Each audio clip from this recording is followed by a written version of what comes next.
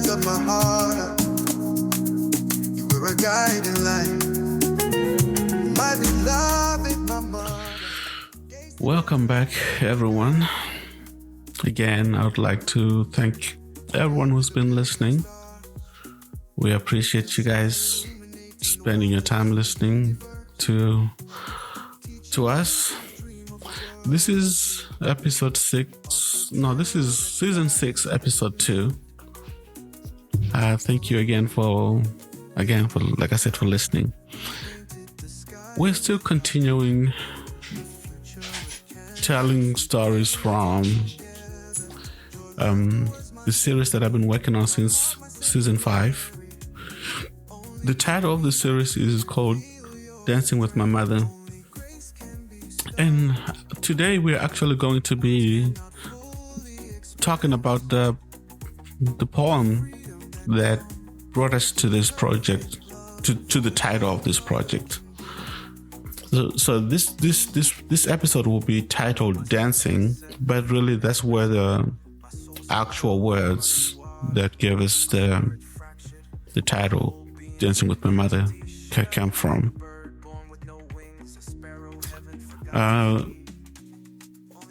What I'm gonna do today might be slightly different. I'm gonna start by sharing with you guys some of my thoughts about dancing, probably using it as a metaphor, and also sometimes talking about literal dancing. And then towards the end, we'll talk about some of the lines within the poem itself and the music that stand out the most to me. So here we go. We'll start with talking about what's been on my mind, and hopefully you guys will enjoy it as well. So the first thought I have been thinking about lately is, have you ever tried to dance with a partner who didn't want to dance with you? So I was thinking about my years in boarding school many years ago.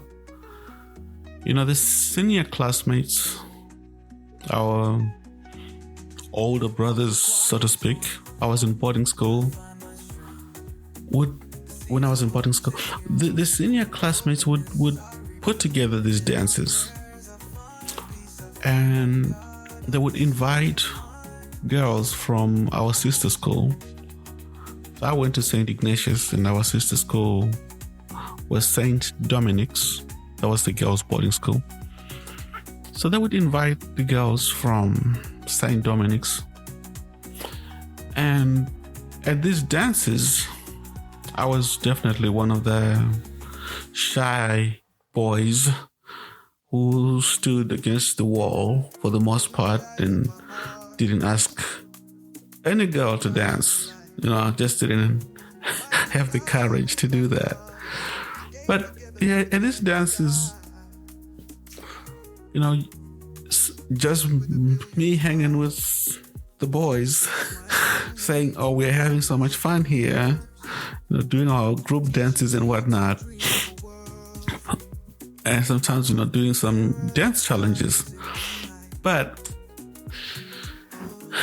if sometimes you would watch, towards the end of the dance, before the DJ says, "Hey, this is the second to last song," you might find the courage to go and ask a girl who hasn't been asked to dance all evening either, and she might dance with you because that's what we're there to do. But it was also sometimes easy to observe that some people were really dancing with partners they did not want to be dancing with. And that's an awkward thing, to stand there and watch, some guy really trying to impress the girl with his dance moves, and you can tell that the moves are not landing the way he had hoped. For observers, me and my guys against the wall. Oh, it's painful to watch.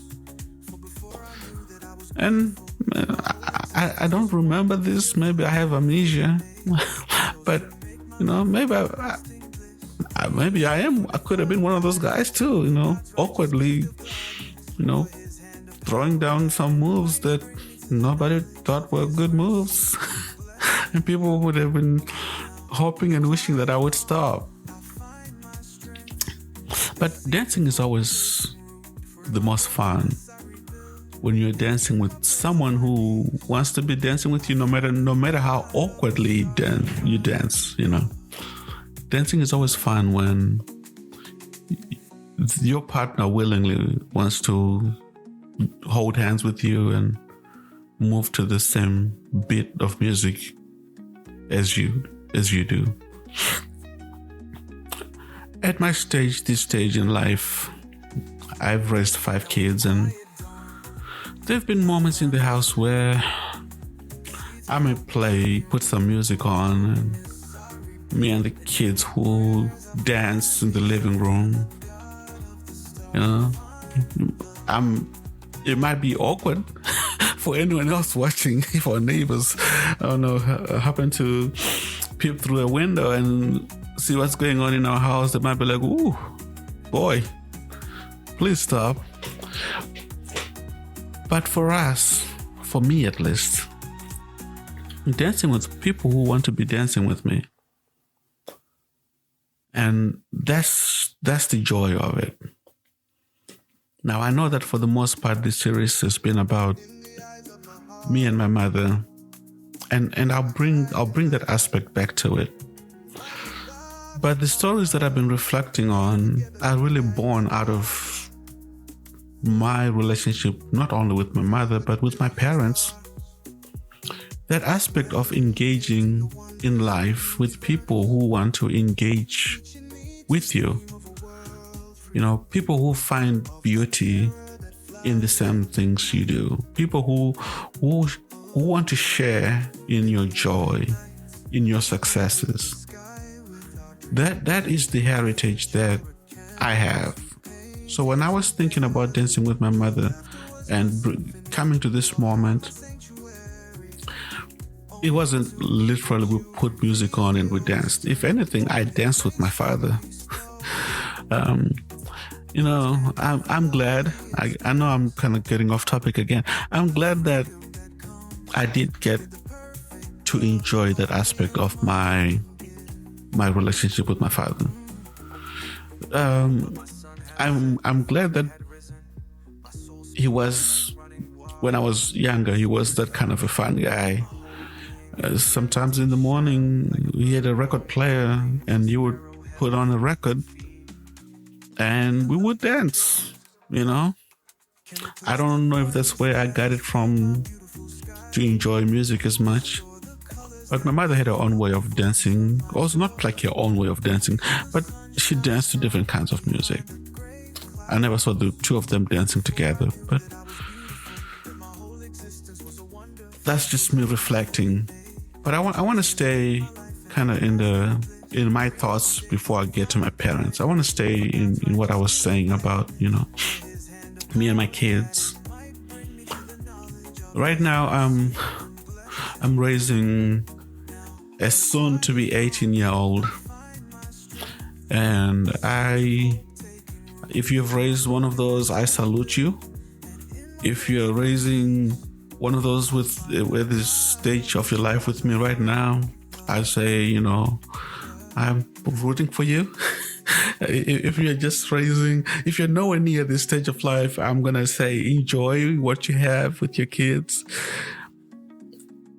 I love my son, but I can see in him probably what my parents saw in me at that stage. Someone who is ready to move on from childhood things. Someone who's ready to embrace adulthood and all that it comes with. Yesterday, my wife was telling me that my son was going through his room, just getting rid of childhood things, I'd say. I'm doing air quotes right now. Like, oh, I'm never going to need this and I'm never going to need that. And I'm thinking, oh boy. You know, I know this energy. I know what it feels like to say, yeah, when I turn 18, boy, I'm going to be free. For me as a parent, it's good. It's good to know we've done this portion of life with him, with love, with care. There's been plenty of admonition, but there's also been plenty of just, the best of times. He's the first child we brought home, my wife and I. Our first bundle of joy that we were entrusted by the nurses at the hospital to transport to our little apartment and to care for, just the two of us. And every moment since then has obviously been leading to this point. But now he wants to put an end to this dance that we've been having, this fun times. He wants to grow up. He's not leaving the nest. He's not going anywhere. But I mean, mentally, psychologically, emotionally, there's a letting go, even of his hand, to say, but to say maybe we're moving into a new chapter. Maybe it's a new song that we have to learn to dance to. As parents, we have to take a step back. We can't make every decision. We have to love and learn to move in step with him in a different way. And that's a kind of dance when someone says, let go of my hand now. We taught him to ride a bike. You know how that goes. When you're trying to give them confidence, yeah, you can do it. There's several things along the way. My son is a gifted pianist. He can play the piano really, really well. He knows how to play like a guitar. He's taught himself. There's certain things, certain stages along the way. When we were doing the hand holding, when we were doing the encouraging, when we were the more willing partner to do the dance, and he was like, I don't know that I can do it. And we're like, oh, yes, you can. But now we are at the stage of life where he feels like he can do it. And we're the ones like, oh, we don't know that we can let you go. We are the awkward, clingy dance partners. And he's the one saying, guys, this is the last song. The DJ's called it. It's time to let me go,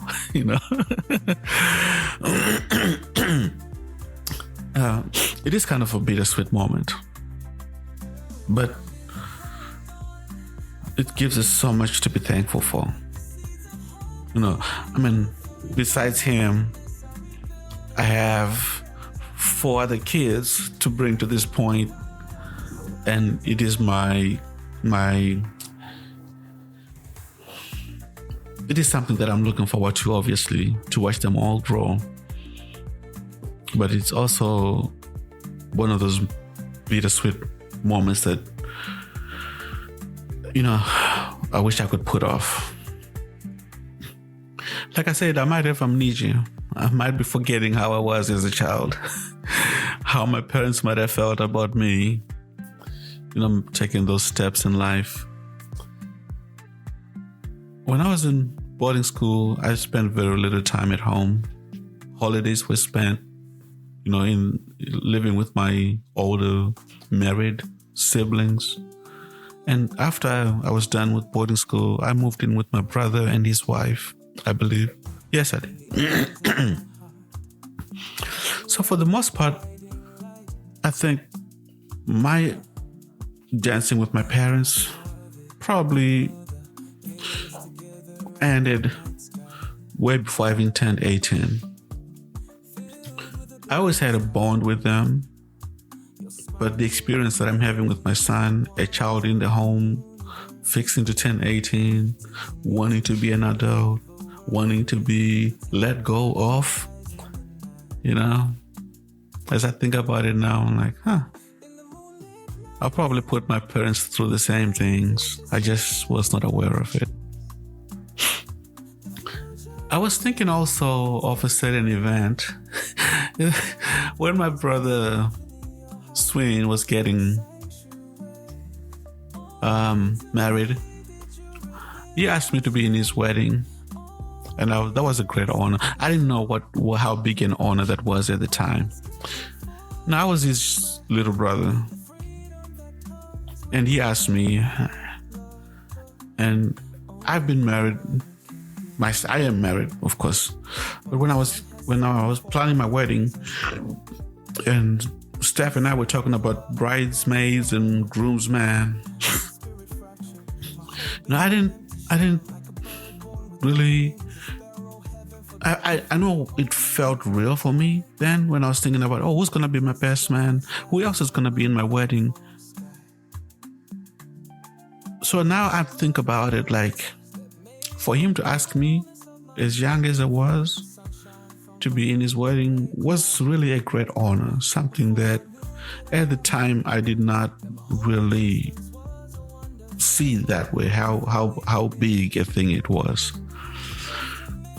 But I was thinking not about myself only. He also asked our sister Precious to be in the wedding.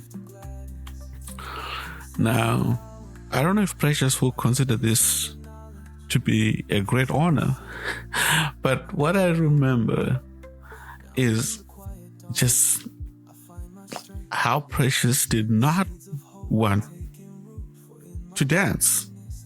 Now you might be looking at me, not looking at me, of course you can, but you might be listening to me and thinking like, she didn't want to dance? What's the big deal about that?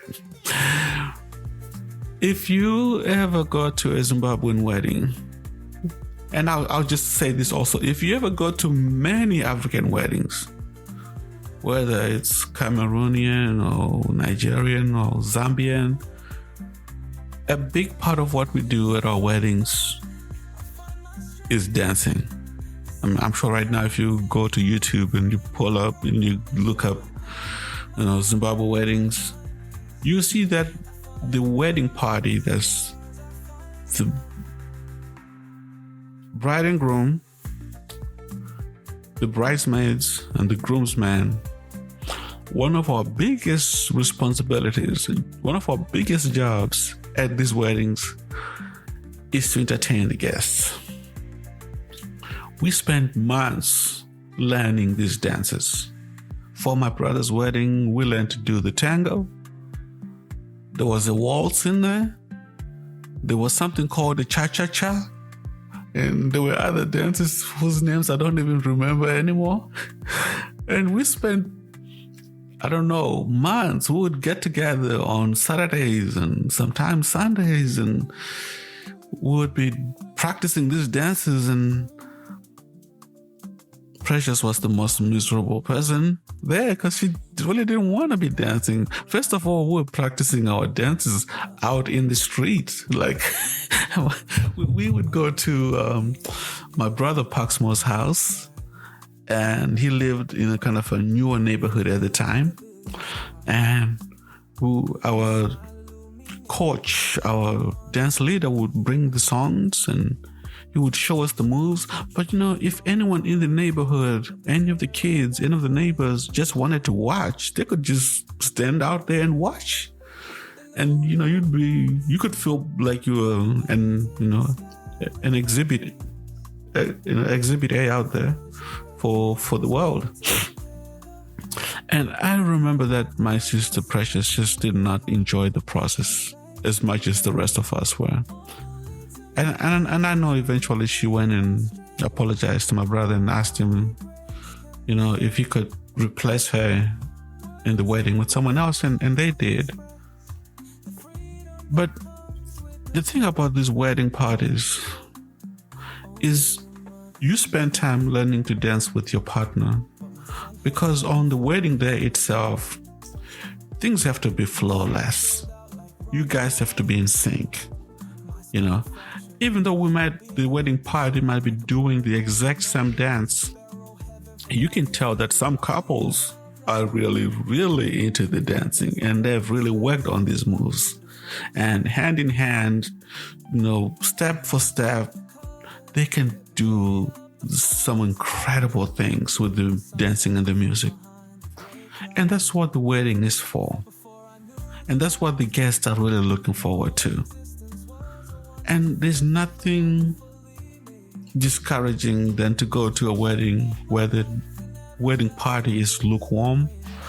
They are not joyful. They are not spirited in what they are doing. And the rest of the wedding party kind of feels just blah, And that's the thing about using dancing as a metaphor. When I look around my life, I can see plenty examples of where the dancing was done really well and how much joy it brought. But also, in reflection, I can see where the dancing was not going so well. And that made for some awkward, tense, and some moments that, you'd rather forget.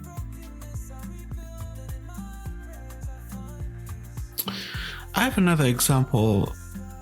This is not a dancing example, but this is an example also of reaching for someone's hand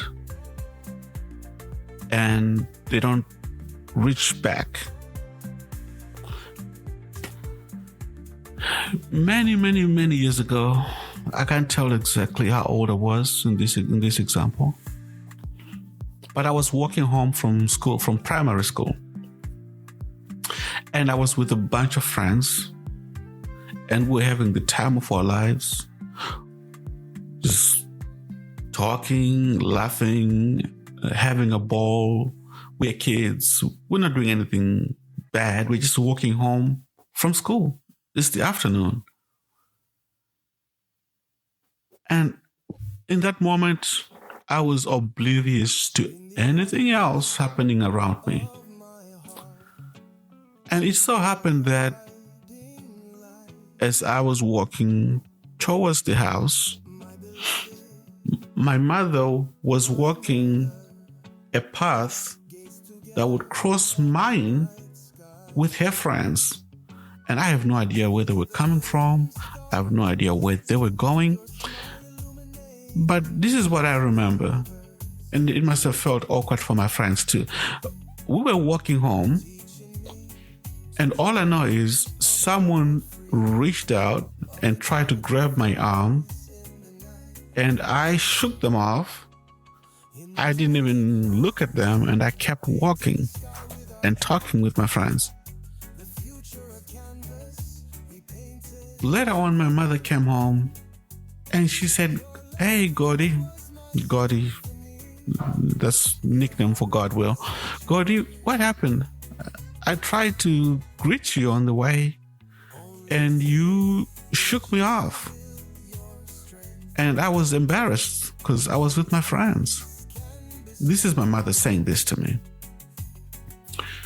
Now, I think about it now, like I try to imagine the interaction from the point of view of all the witnesses around us, my friends.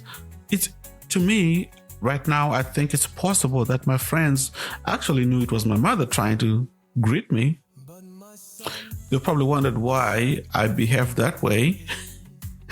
Because if you knew my mother and you knew my family, we were a loving family. There was no reason for me to be ashamed of being greeted by my mother out on the street with my friends. But my mother was also with her friends, and they were probably thinking, what's wrong with Esnat's son? How could he be so disrespectful? You know, someone reaches out to you in confidence, say like, oh, this, I know who this person is. Oh man, they're going to be just as happy to engage with me as I am to engage with them. And they get a cold shoulder like the one I gave my mother. I said, don't touch me, lady. I don't think I said it, but you know, I shook her off. And I'm sure I embarrassed her. I'm sure I did not make her feel good. She might have had all kinds of thoughts. I wonder what they were. But I can say with confidence, I did not see her coming. I was not aware of her approaching the cross street where our two paths intersected. And I can imagine the hurt, the embarrassment. And I never would want to make her feel that way. And that's what I'm talking about in the context of, you know, when you're reaching out to someone's hand to dance, to engage with them, you're hoping that they also want the same thing. In this moment, I'm sure my mother would have been like, I'm surprised to see you here. And probably she would, the right reaction from would have been like, oh, look, guys, that's my mother. And maybe I should have run to her, embraced her, given her a hug, or even waved, said hello. But I didn't do any of that.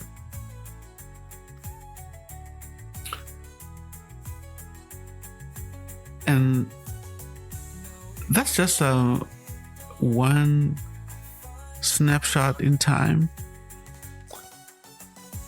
But it's one of those that has stayed with me throughout my life, where I say, I don't like what happened that day.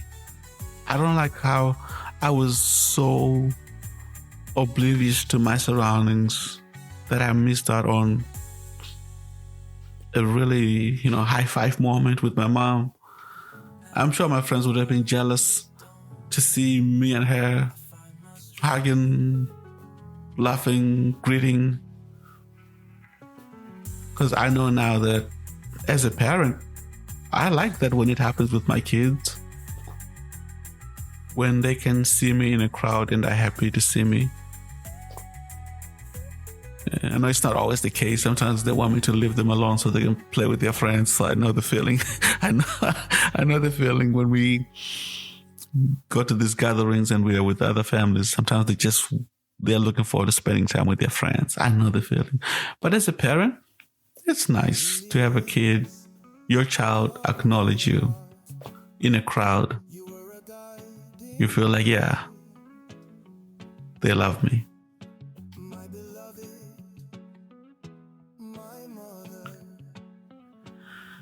There's a lot of moments from my childhood that I witnessed, not just in my life, but the lives of our neighbors. I witnessed parents who gave their children horrible nicknames. I won't even repeat any of them. And I told you my nickname is Goddy. It's just, that's how people shorten my name, Godwill. Godwill. They just say Goddy. It's what we do in Zimbabwe. It's what we do. I've watched parents who gave their children horrible nicknames, who insulted them in public. Believe it or not, that's the dance that your child remembers. Now, as a parent, I've threatened to embarrass my children. They know that. I've told them, try me, test me, and see what I'll do. I'm not I'm not ashamed. I will do this thing. But a larger piece of my heart is always saying, please don't make me do the thing that will embarrass both of us. That's not the kind of dance I want to have with my kids. I don't want to be known as that parent who will say and do the most unimaginable things.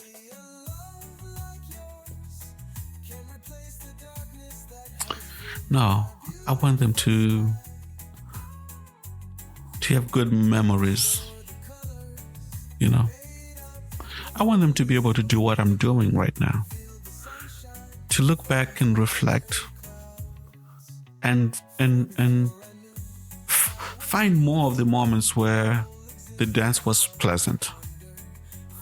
Yes, as a parent, I have done some correcting. I've done a lot of admonishing. But I've always wanted to do a lot more of the caring, the loving, the giving.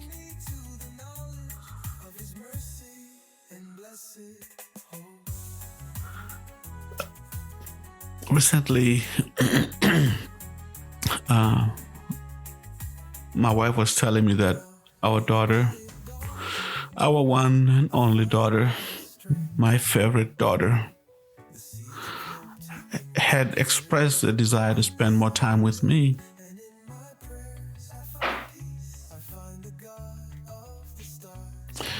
And that caused me to reflect.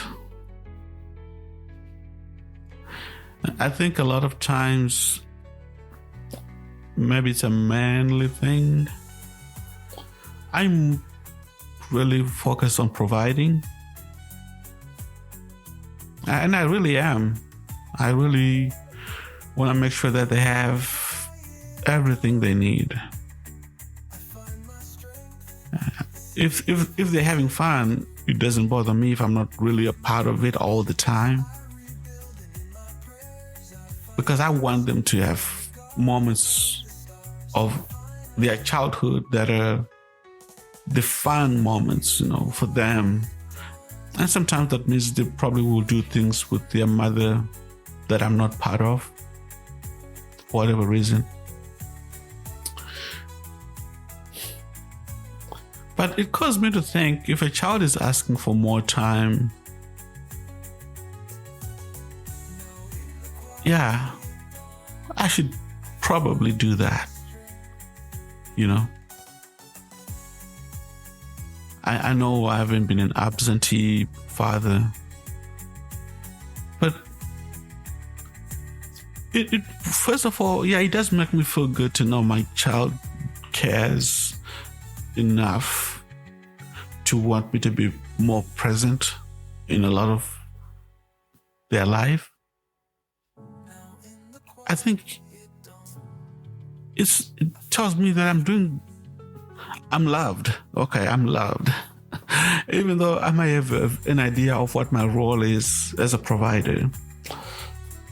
But the child is asking for me to be more, maybe fun presence in her life. My daughter is asking for me to be someone who, when she looks back, she can see me not as the guy behind the desk doing the work from home thing, but I should be more intentional to build more of these moments where we're just being a family. So that later on, when they take a step back and they're reflecting, they can see more of me in those memories.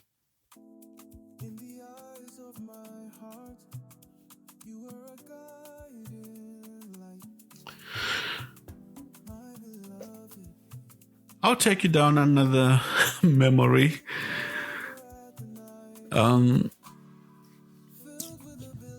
When I came to the United States, my brother Farai and I, we lived in North Carolina. And we lived there with a brother-in-law who's a lot more of a friend to me than a brother-in-law with Calvin, and also with Webster, my other brother-in-law. At some point, we decided to move to Texas for many reasons. Maybe I've talked about it before, and maybe I'll talk about it again later. We moved to Texas. We didn't have much. Okay, let's say it that way. We didn't have a whole lot. When we left North Carolina, I moved to Texas first, got us a place, an apartment. Farai and Calvin rented a U-Haul and drove it all the way from North Carolina, Durham, North Carolina, to Dallas, Texas. And, we kept that U-Haul, I think, for 2 weeks. That was our mode of transportation for... I don't even know how we did it. But, oh, man. We were looking for jobs. And we're trying to get, settled. And I was thinking the other day, like, what was the apartment manager thinking when for days we were just parking this fuel in the, designated parking spot? Like, what? These guys, what are they doing with this thing? We had some friends in Texas, in Dallas. So Farai had a friend in Texas, Mike.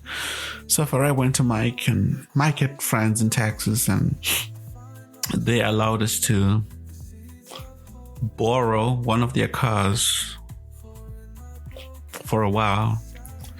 And it started out as, you can borrow my car, Then it turned into, you can rent my car. And then it turned into, hey, dude, where's my car? When I think back, the relationship between Farai, myself, and Calvin, that's the dance part of it. We were so committed to making it together that we're not embarrassed to be seen, driving a U-Haul around town, going to job interviews or whatever. And so this is about friendship, like me and Farai as brothers, but also closely knit together as friends. And literally, we wore the same clothes, to be honest. Like, what was his was mine. What was, like, if we went shopping and one of us bought a new outfit, we both had a new outfit. That was the kind of relationship we had. And with Calvin, man, he got a job at Second City. I think it was Second City. And it was one of those jobs where if you missed the bus, he had to run all the way to work, because we didn't have a vehicle, we didn't have a car. Our rented vehicle was, maybe Farai needed it because he is the one who had a job that he had to drive the furthest. I had a job at a nursing home and I could walk. It was within walking distance. And Kevin had his job I kept thinking it was Second City. And he had to take the bus.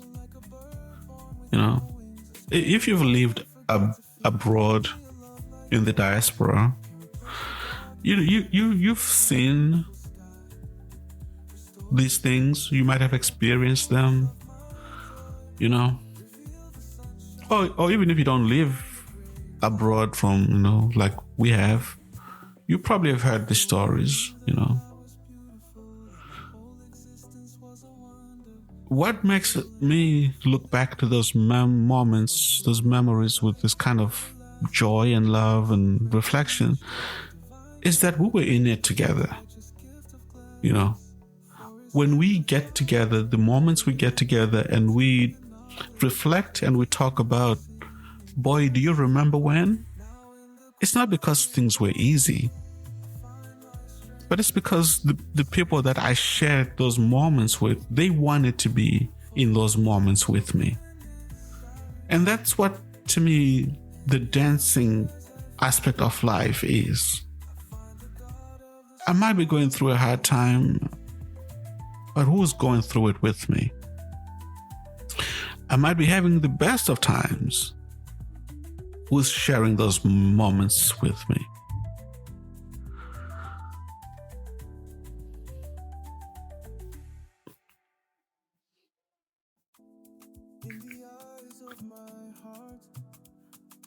It's sad in life when you encounter people who are convinced that there's nothing good in life.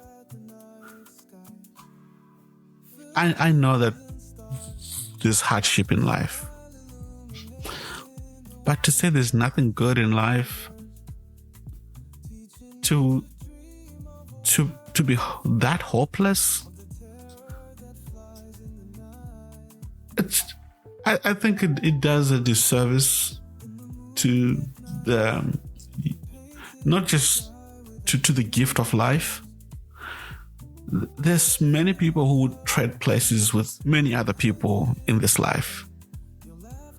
If you look at your life and you say, okay, yes, it's not the best, and maybe it really hasn't been the best.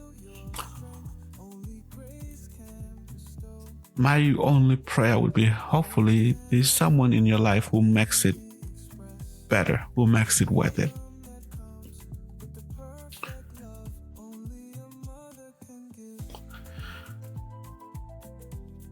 Now we can talk about my poem. You know, now maybe we can talk about my poem. Having said all that, the first part of the poem says, in the eyes of my heart, you were a guiding light, my beloved, my mother. Gazed together at the night sky, filled with a billion stars. Your smile illuminating the wonders of the universe, teaching me to dream of a world free of the terror that flies in the night. To me, this poem is about three things. It's about memory for me. Looking back, seeing my mother as a guiding light. She showed me how to enjoy life. And she made sure that I saw, when I'm talking about stars in the painted skies, she made sure that I saw the possibilities.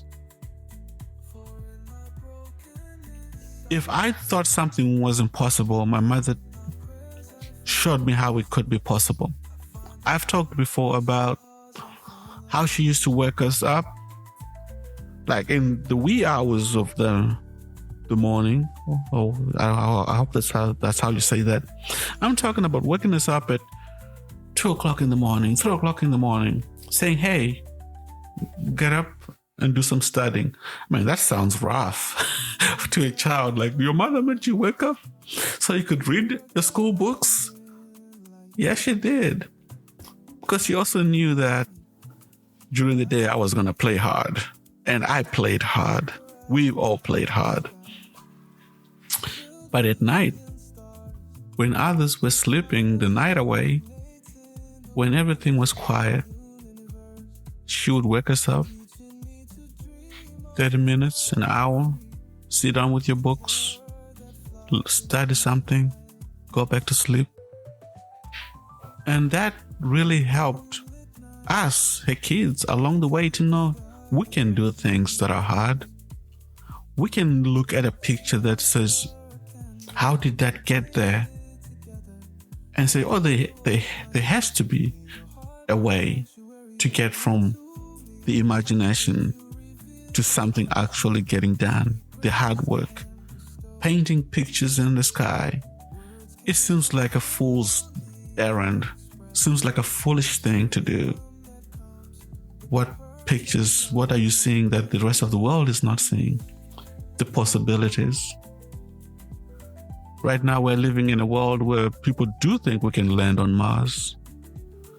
But for the rest of people who are not thinking about how to get there, it's like, oh, that's foolishness. Why would you want to go to Mars? Well, on the way to Mars, we learn a lot of things about ourselves, about how to overcome hardships, about how to think around problems. That's the memory that I have.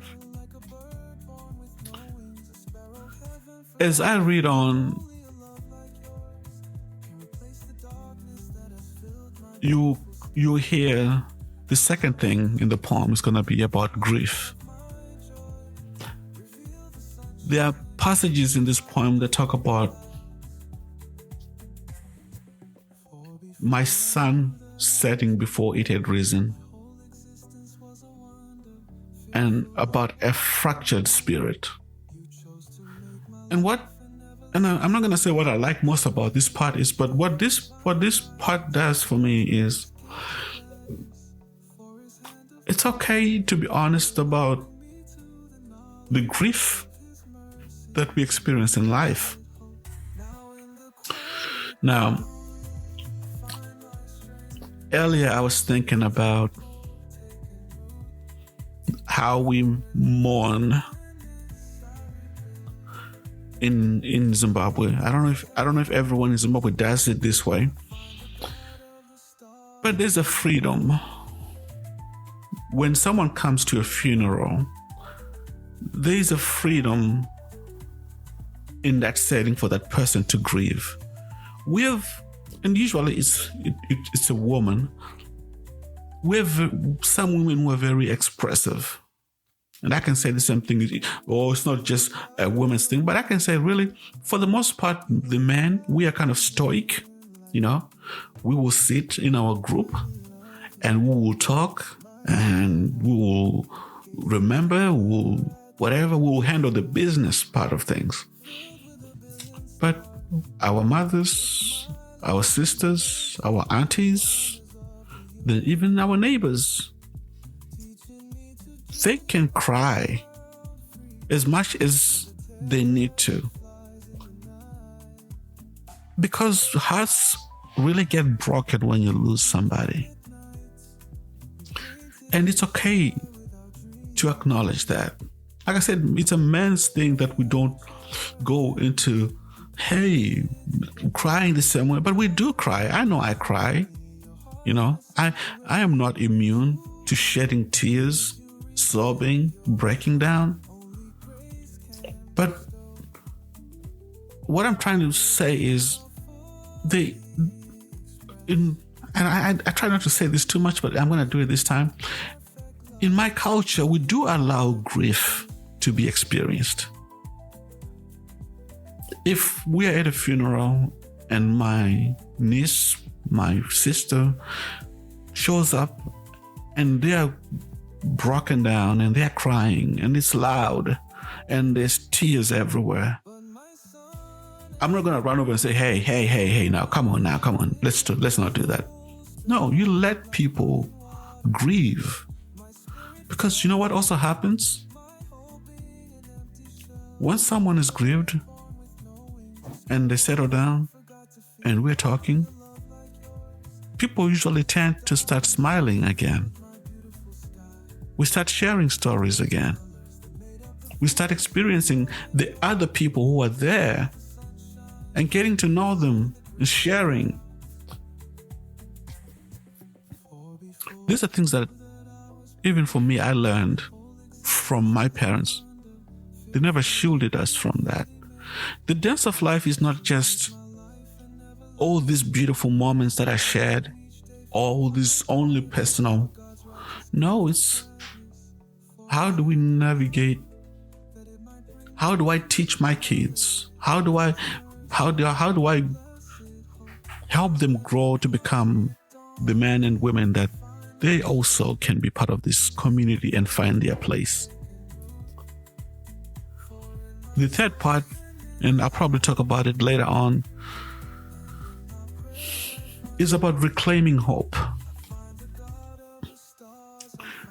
And I know that my very last stanza here will talk about finding God, the God of the stars.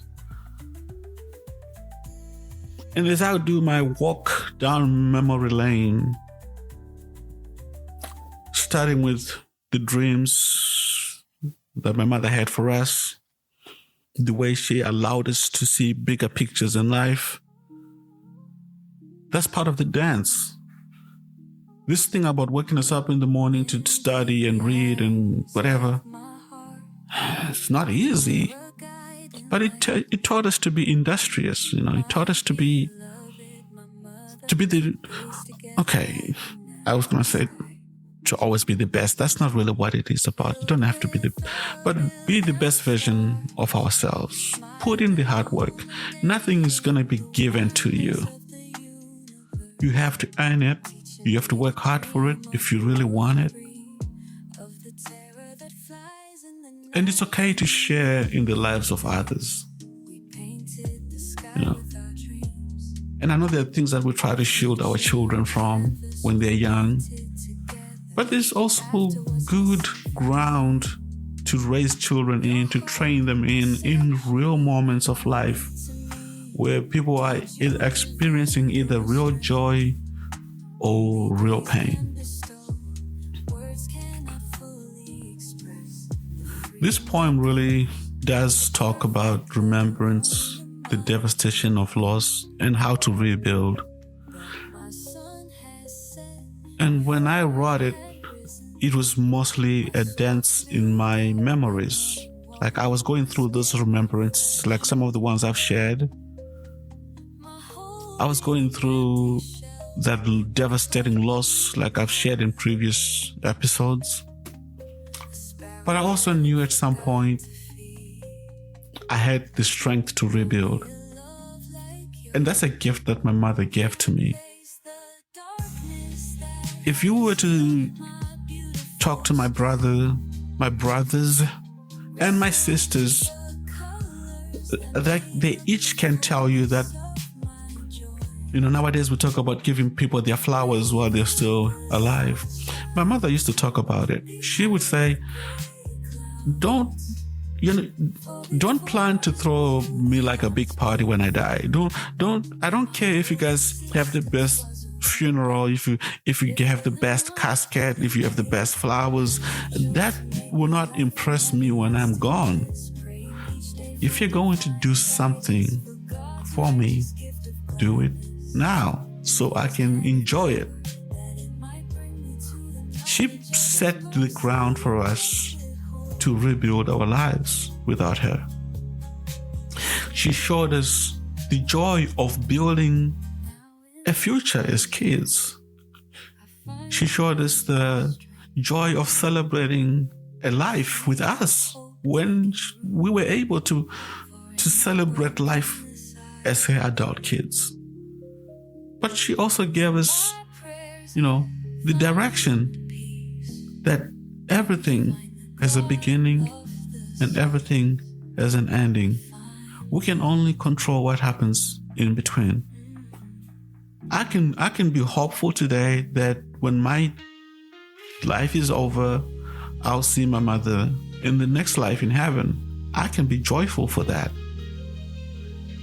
But in this life, I'm so glad I got to be an active participant in the things that meant something to her.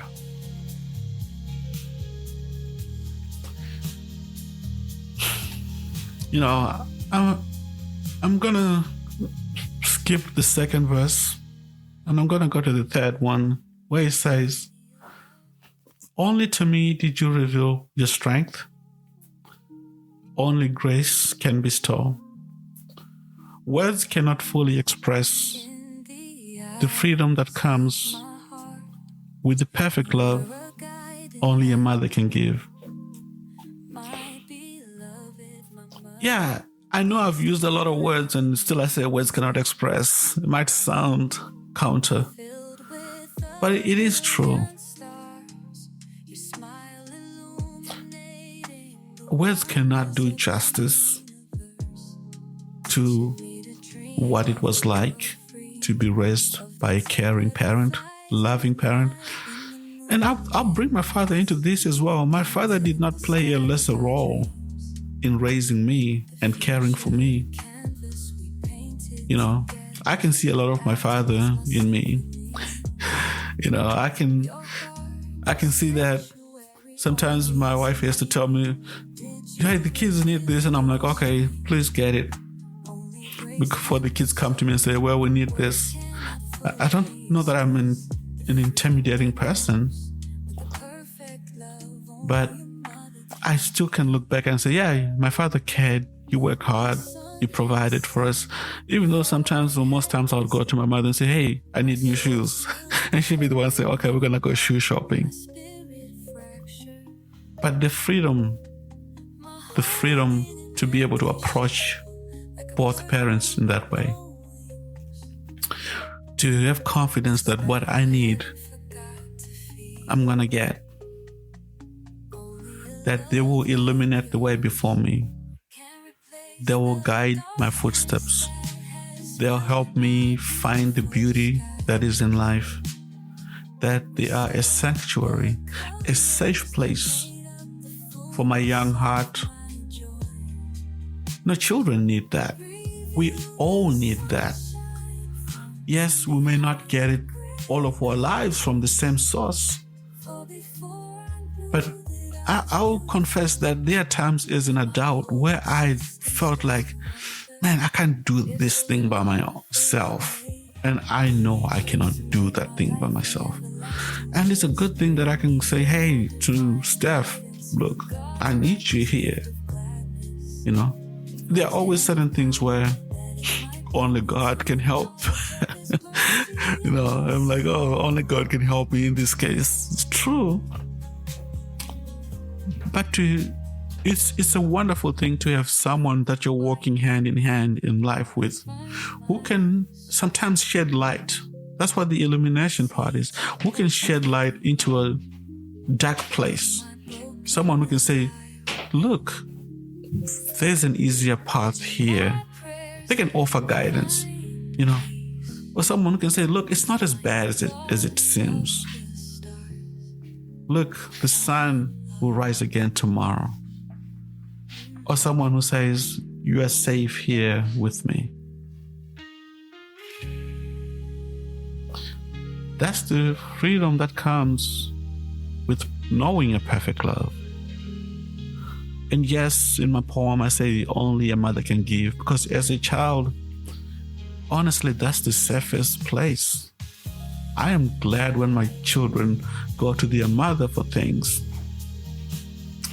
I know that as a father, there'll be plenty of times for me to jump in and help change a tire, fix a flat tire, help troubleshoot something, give advice about a job, how to apply for this job, how to do conflict resolution.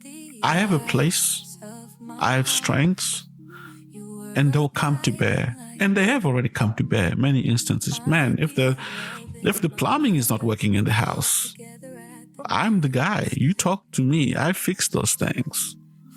You know, if something is broken in the house, if a light fixture is replaced, I am the man for the job. But there are times when someone needs some gentleness that really sometimes only a mother can give.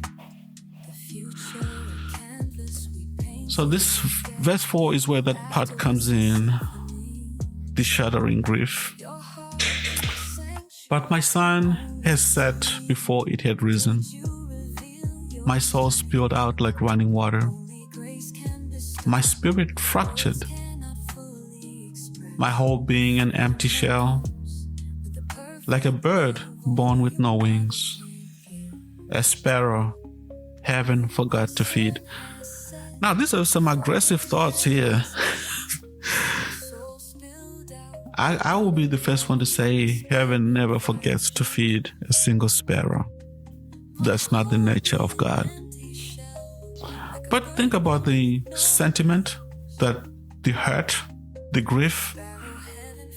And I'm talking about my culture allows people to mourn. Yeah, I'm not going to take it too far and say it's okay to make up feelings and be like, I'm so hurt. It feels like heaven has abandoned me. No, I'm hurt because someone that I cared about died. I don't feel that God abandoned me. But the sentiment is, I'm an orphan now. I've lost both parents. I feel naked and exposed. That shelter, that trusted, confident, that pillar that my father used to be, those things are gone. It feels like the sun has set before I was ready. After the loss, the sky darkens. That's what it feels like.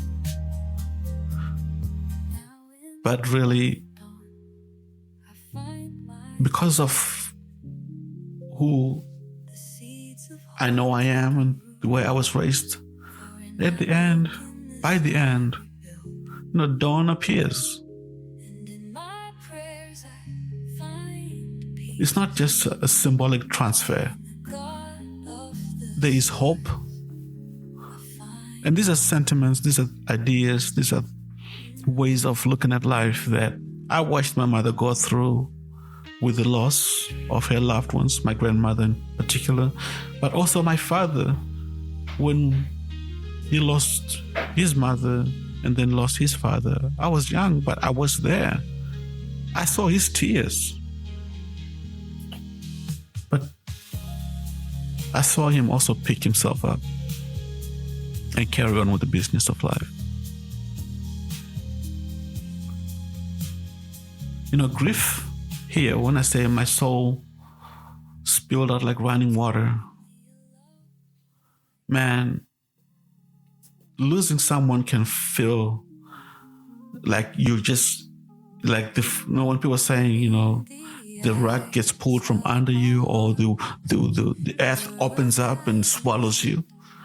It's a fast, fluid, immediate grief. And just talking a little bit about the way my mother passed, in the morning she was walking and talking.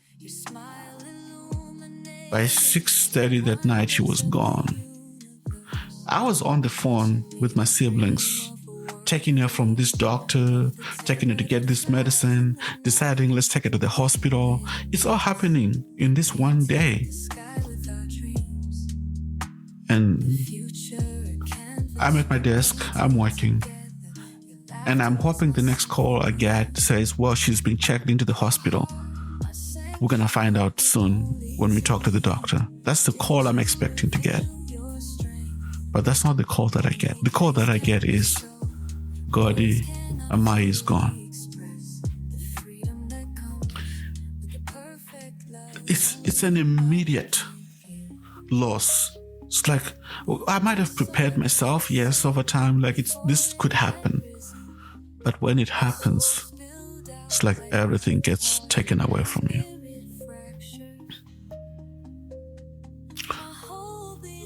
There's a vulnerability, a sense of abandonment that immediately hits. Like, God, why? You know it happened. You know it was going to happen at some point. But in the moment, it's why?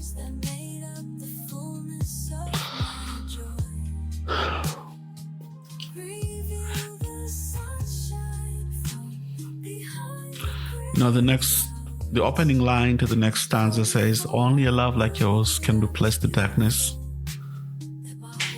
Only a remembrance of that love. Really. Only the thoughts of the moments we've shared. Holding on to the dancing we did all those years. I think I was 46 when my mother passed away. 46 years of love. 46 years of joy. 46 years of friendship. 46 years of dancing through the good times and the bad times. They were not all years of her just being a mother, correcting me, raising me. Towards the end, our dance was a bit different. We were confidences, I don't know. We could share deep thoughts. We could cancel one another. Now, I'm going to skip some of this, but I want to go to the last stanza. And this is what it says. Now in the quiet dawn, I find my strength. The seeds of hope taking root. For in my brokenness I rebuild, and in my prayers I find peace. I find the God of the stars. I find love.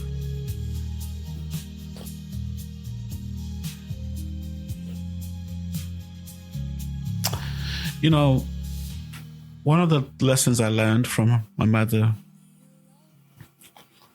is to accept what God allows to happen instead of emotionally collapsing. We talk about faith as the evidence of things not seen, the substance of things hoped for. That's a reference to a scripture. We don't get to collapse in hard times. I know we are living in a time, in a world where mental brokenness is widely accepted. And a lot of people, and it's true to say this, don't have control over that. But I'm glad my mother gave me something that I can hold on to that is bigger than that. She prepared all of us through her faith to say, dawn comes in the morning. You don't have to collapse. You don't have to lose hope. That faith is my heritage.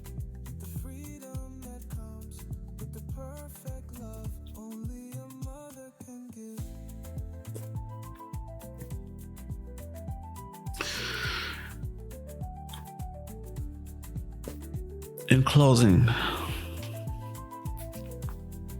we are finally at the end. In closing, I'll repeat, maybe I've said this before, but words cannot fully express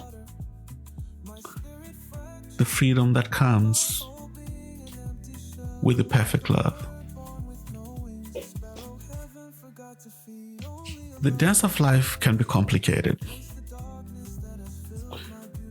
Who you dance with, when you dance, those things might not be entirely up to you. But whether you participate or not, that's a choice you can make. Yes, as a child, maybe you don't have that choice, but whether you participate, to what extent you participate. And I'm talking about the perfect love, how you love, who you love, how you share that love. You have control, and you can have control over that. Let me say it that way. I've enjoyed sharing my thoughts, opening up my heart to you guys. It might be more emotionally raw than what you begging for. But I really have found great joy in thinking these thoughts, and I hope that you find them to be meaningful as well. Thank you again for listening. We'll see you in the next one. Bye. My mother gazed together at the night sky, filled with a billion stars.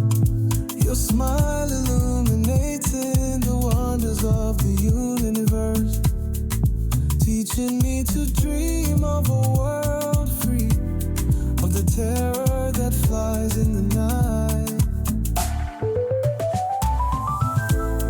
In the moonlit nights, we painted the sky with our dreams. The future a canvas we painted together. Your laughter was my symphony, your heart my sanctuary. Only to me did you reveal your strength, only grace can bestow. Words cannot fully express the freedom that comes with the perfect love only a mother can give.